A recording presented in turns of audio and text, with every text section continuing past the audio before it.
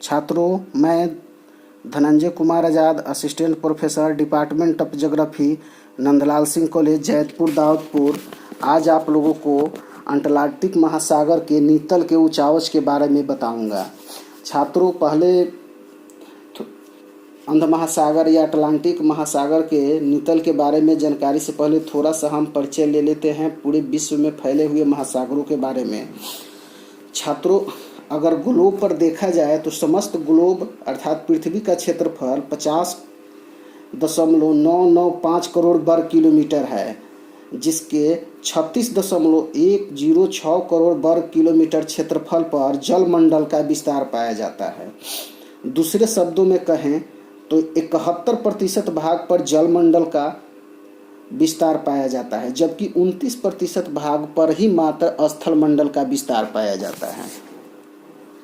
छात्रों, अगर देखा जाए तो यह 71% जलमंडल जिसका विस्तार पाया जाता है, उसमें कई एक महासागर स्थित हैं, जैसे प्रशांत महासागर जो कि विश्व का सबसे बड़ा महासागर है। इसका क्षेत्रफल 16.5 करोड़ वर्ग किलोमीटर है।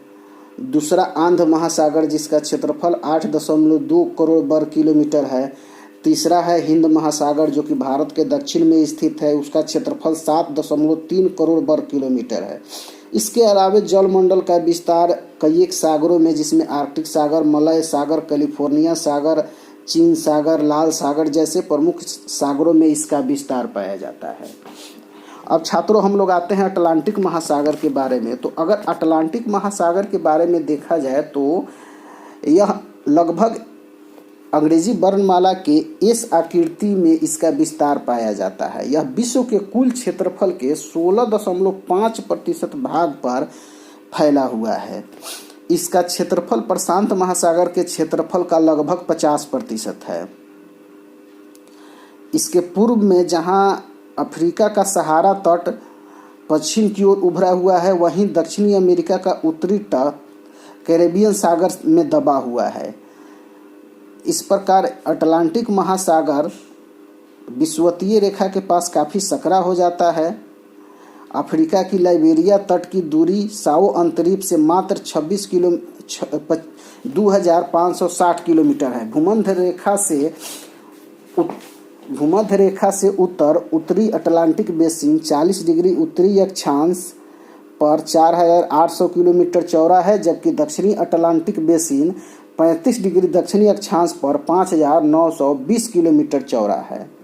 इस प्रकार देखा जाए तो अटलांटिक महासागर एक काफ़ी विस्तृत महासागर है। अब अगर इसके नीतल के उचावच के बारे में अगर देखा जाए तो अटलांटिक महासागर के तटवर्ती देशों में अत्यधिक विकसित एवं समृद्ध देश है। अतः इसके अंतर्राष्ट्रीय व्यापार के लिए इस महासागर का विशेष महत्व है। संयुक्त राज्य अमेरिका तथा कनाडा जहां इसके पश्चिमी तट के समृद्ध देश है, वहीं पूर्वी तट पर ब्रिटेन, फ्रांस, जर्मनी तथा अन्य यूरोपीय देश हैं जो विकास के अपने उच्चतम शिखर पर आसीन हैं। इसलिए इस महासागर का सर्वाधिक अध्ययन किया गया है। इसके अध्ययन के लिए अनेक देशों ने कई अभियान चलाए, जिसके माध्यम से हम लोगों ने इसके महासागरीय नीतल के उचावच के बारे में काफ़ी जानकारी हम लोग एकत्रित कर पाएँ। छात्रों, अगर देखा जाए, अगर महासागरीय नीतल के उचावच के बारे में देखा जाए तो सबसे पहले आता है महासागरीय मग्न तट। इससे पहले अगर हम एक आरेख के माध्यम से अगर इसको समझें तो किसी भी समुद्र के उचावच को हमें एक आरेख के माध्यम से अगर देखें तो इसमें मुख्यतः किसी भी महासागर को सबसे पहले महासागरीय मग्न तट, उसके बाद महासागरीय मग्न ढाल, गहरे सागरीय मैदान, और जिसे हम लोग महासागरीय बेसिन भी बोलते हैं, और सबसे अंत में महासागरीय गर्त आता है। छात्रों, अगर हम लोग अटलांटिक महासागर के बारे में देखें तो इसके मग्न तट का विस्तार दोनों दिशाओं की तरफ है। दूसरे शब्दों में कहे तो आर्कटिक महासागर का विस्तार पूरब और पश्चिम ज़्यादा है। इसकी और यह उत्तर दक्षिण की तरफ लंबा है, जिसके वजह से इसका विस्तार पूर्व और पश्चिम की तरफ है। इसकी चौड़ाई कहीं 80 किलोमीटर से अधिक हो जाती है तो कहीं यह 2 से 4 किलोमीटर ही रह जाती है। वास्तव में अगर देखा जाए तो कुछ भागों को छोड़कर इस महासागर के चारों ओर चौड़े मग्न तट पाए जाते हैं। उत्तरी अटलांटिक में मग्न तट प्रायः सर्वत्र सपाट और चौड़े हैं। छात्रों, यह जानकारी होना चाहिए कि पर्वतीय एवं पठारी तटों के मग्न तट अत्यधिक संकरे एवं मैदानी तटों के मग्न तट अधिक विस्तृत और समतल होते हैं। यूरोप के पश्चिमी तट यथा संयुक्त राज्य अमेरिका के उत्तर पूर्वी तट निकटवर्ती मग्न तट काफ़ी चौड़े हैं। वहीं बिस्के की खाड़ी से लेकर उत्तर मासा अंतरीप केप ऑफ गुड होप का मग्न तट की चौड़ाई काफ़ी कम है। लेब्राडोर के मग्न तटों की चौड़ाई 240 से 400 किलोमीटर तक पाई जाती है। वहीं ब्राज़ील के पठारी तट के पास मग्न तट अत्यधिक संकरे हो जाते हैं। अब हम अगर इसके आंतरिक संरचना के बारे में देखें तो अटलांटिक महासागर का सबसे महत्वपूर्ण संरचना मध्य अटलांटिक कटक है। अटलांटिक महासागर के कटक जो मध्य अटलांटिक कटक है, यह उत्तर में आइसलैंड से दक्षिण में बेवेट द्वीप तक 14,400 किलोमीटर की लंबाई में फैला है तथा कहीं भी सागर तल से 4,000 मीटर से नीचे नहीं है। यद्यपि यह कटक कभी पश्चिम तो कभी पूर्व की ओर झुक जाता है, परंतु इसका मध्यवर्ती स्थिति सदा बनी रहती है। भूमध्य रेखा के उत्तर इस कटक को डॉल्फिन कटक के नाम से जाना जाता है। भूमध्य रेखा के उत्तर इस कटक को जो यह है डॉल्फिन कटक के नाम से जाना जाता है। वहीं भूमध्य रेखा के दक्षिण में इसको चैलेंजर कटक के नाम से जाना जाता है।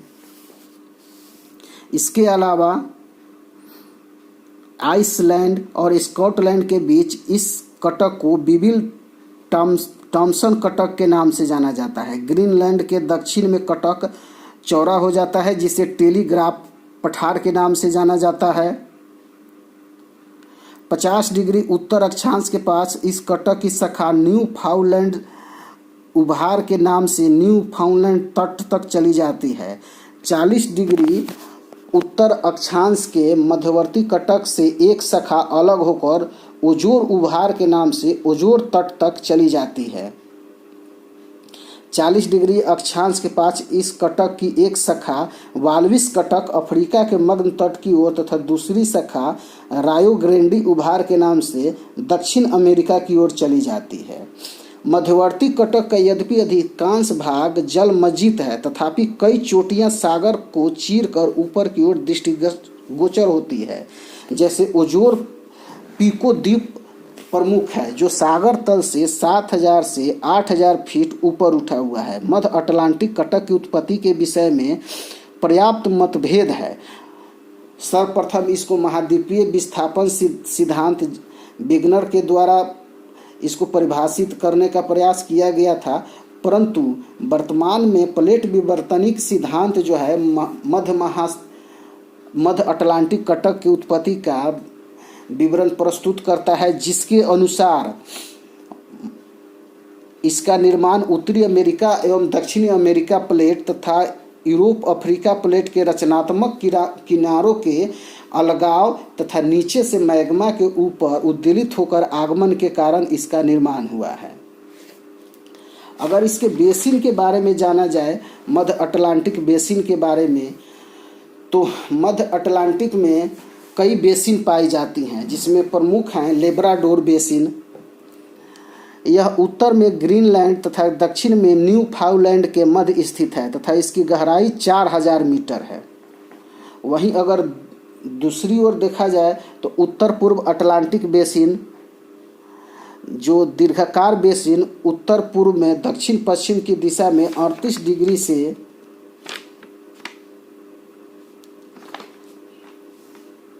50 डिग्री उत्तर अक्षांशों के बीच पाई जाती है। उत्तर पश्चिमी अटलांटिक बेसिन यह उत्तरी अटलांटिक में स्थित सबसे बड़ी बेसिन है, जिसका विस्तार 12 डिग्री उत्तर से लेकर 40 डिग्री उत्तरी अक्षांश तक है। इसी प्रकार cap Verde basin, Brazil basin जो कि अटलांटिक में भूमध्य रेखा के 30 डिग्री दक्षिणी अक्षांश तक विस्तृत इस बेसिन की गहराई 6000 मीटर से अधिक है। उसी प्रकार गिनी बेसिन, दक्षिण पूर्वी Atlantic basin, Cape basin, Agulhas basin जो उत्तर मासा अंतरिक्ष के दक्षिण में स्थित है। यह बेसिन 40 डिग्री से 50 डिग्री दक्षिण अक्षांशों के मध्य अपेक्षाकृत अधिक चौड़ी बेसिन है।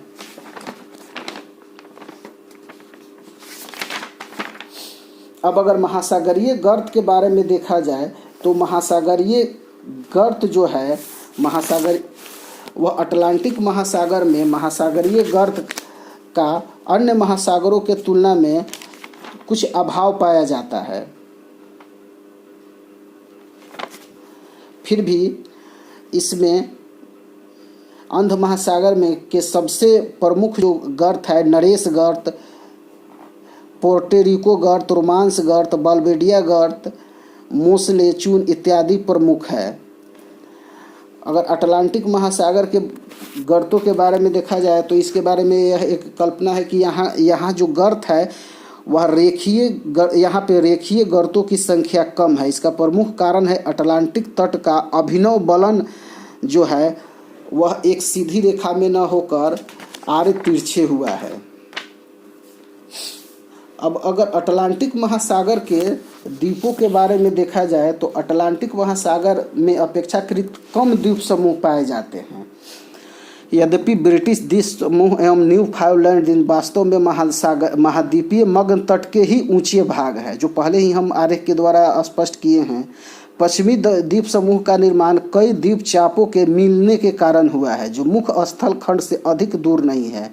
दूसरी ओर आइसलैंड तथा फीरोज ऐसे द्वीप हैं जो उत्तरी स्कॉटलैंड तथा ग्रीनलैंड के बीच अंतर समुद्रीय श्रेणी जल के ऊपर उठने के कारण बने हुए हैं। इसी प्रकार दक्षिणी अमेरिका के दक्षिणी सिरे तथा अटलांटिक के ग्राहमलैंड प्रायद्वीप के मध्य फैली हुई अनेक विषम पहाड़ियाँ और पठारियाँ अधिक ऊंचाई वाले तथा जल से बाहर निकलने अनेक द्वीपों का निर्माण होता है। इसमें अगर द्वीपों के बारे में और विस्तार से देखा जाए तो इसके द्वीपों का निर्माण मध्य अटलांटिक श्रेणियों के ऊंचे उठे भागों के सहारे हुआ है, जैसे कि एजोर्स द्वीप, असेंशन द्वीप, ट्रिस्टन द कुल्हा द्वीप का निर्माण इसी प्रकार से हुआ है। मध्य अटलांटिक श्रेणी के पूर्व में स्थित सेंट हेलेना द्वीप सीधे महासागरीय नीतल से उठा हुआ है। इस प्रकार श्रेणी के पश्चिम में स्थित ट्रिनाड द्वीप नीतल से ऊपर उठा हुआ है। अगर तटवर्ती समुद्र के बारे में देखा जाए तो अटलांटिक महासागर में मग्न तटों का, जैसा कि हम लोग पूर्व में ही चर्चा कर चुके हैं, प्रायः अभाव पाया जाता है। उसी प्रकार वहाँ तटवर्ती सागरों का भी अभाव पाया जाता है, जबकि उत्तरी अटलांटिक महासागर में अगर देखा जाए तो इसके दक्षिणी भागों में तटवर्ती समुद्रों का अभाव पाया जाता है। इसके विपरीत उत्तरी अटलांटिक महासागर के पूर्वी तथा पश्चिमी तटों पर अनेक समुद्री द्वीप पाए जाते हैं। यूरोप के महाद्वीपीय तटों के निमज्जन के फलस्वरूप उसमें कई प्रायद्वीप की उत्पत्ति हुई और उसके विस्तृत तटवर्ती समुद्रों का निर्माण हुआ, जिसमें बाल्टिक सागर, उत्तरी सागर, भूमध्य सागर, एडियाटिक सागर तथा अन्य छोटे समुद्रों का निर्माण भी इसी प्रकार हुआ है। बाल्टिक तथा उत्तरी सागर छिछले हैं, उनकी गहराई 100 फैदम से भी कम है। भूमध्य सागर विस्तृत होने के साथ साथ अधिक गहरा भी है। इसमें कई बेसिनें भी पाई जाती है। इस सागर के कुछ भाग भूमध्य सागर के बारे में 2000 फैदम से अधिक गहरे हैं। इसके सबसे अधिक गहरे भाग 2533 फैदम की गहराई नापी गई है। इस प्रकार एपेनाइन और दिनारिक पर्वतमालाओं के समानांतर बलन के मध्य उत्पन्न सकरे एवं लंबे गर्त में जल भर जाने के कारण एड्रियाटिक सागर का निर्माण हुआ। उसी प्रकार तृतीय कल्प में भूपटल में होने वाले भीषण उपद्रवों के फलस्वरूप एजियन सागर, काला सागर, एडियाटिक सागर की उत्पत्ति हुई। उसी प्रकार अगर देखा जाए